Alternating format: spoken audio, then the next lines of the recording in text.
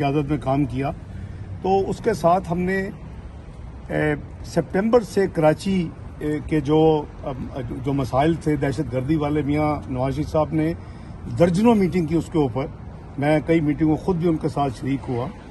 اور پھر 2014 میں مجھے یاد ہے بجٹ پاس ہو چکا تھا، تو دہشت گردی کے خلاف ایک فیصلہ ہوا کہ دہشت گردی کے خلاف ضرب عضب کی جنگ لڑی جائے. یہ نیشنل سیکورٹی کمیٹی میں یہ فیصلہ ہوا اور یہ کوئی آسان کام نہیں تھا.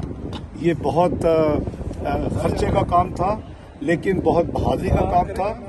تو یہ میاں نواز شریف صاحب نے فیصلہ کیا کہ ہم جو بھی قیمت ہوگی ہم ادا کریں گے، لیکن ہم پاکستان سے دہشت گردی کی جو لعنت ہے اس کو ختم کریں گے اپنا جو عسکری قیادت کے ساتھ مل کر.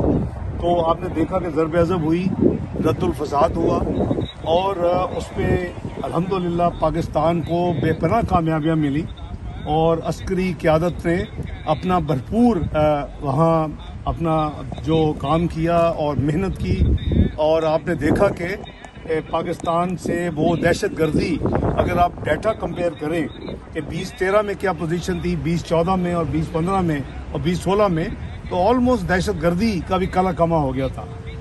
اس کے ساتھ ساتھ اپنے وعدے کے مطابق میاں نواز شریف صاحب نے اپنے 5 سالہ دور میں انہوں نے کہا تھا، لیکن 4 سالہ دور میں ہی، کیونکہ جولائی 2017 کو ایک سازش کے تحت ان کو فارغ کیا گیا پاناما کا ڈرامہ، تو اس وقت تک انہوں نے اپنی جو وعدہ تھا لوڈ شیڈنگ کے خاتمے کو وہ بھی پورا کر چکے تھے.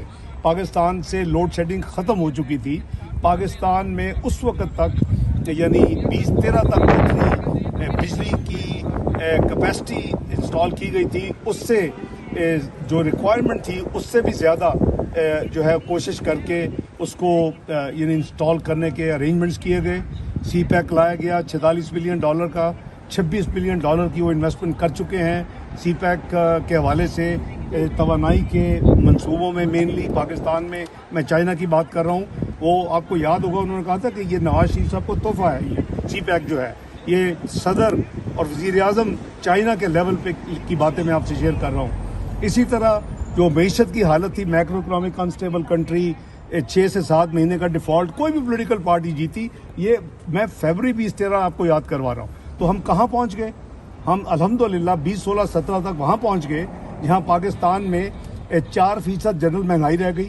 46 سال سے کم ترین مہنگائی تھی. 2% فوڈ انفلیشن تھی، کھانے پینے کی اشیاء 2% مہنگی تھی. 6% سے زیادہ آپ کی جی ڈی پی گروتھ تھی. آپ کے اسٹاک مارکیٹ ساؤتھ ایشیا کی بیسٹ اسٹاک مارکیٹ ڈکلیئر ہو گئی. تینوں اسٹاک مارکیٹس کو مرج کر دیا گیا 2016 کے شروع میں. اور اس کے ساتھ ساتھ 19,000 جس دن الیکشن جیتا 19,000 کا جو انڈیکس تھا، اور جس دن اوتھ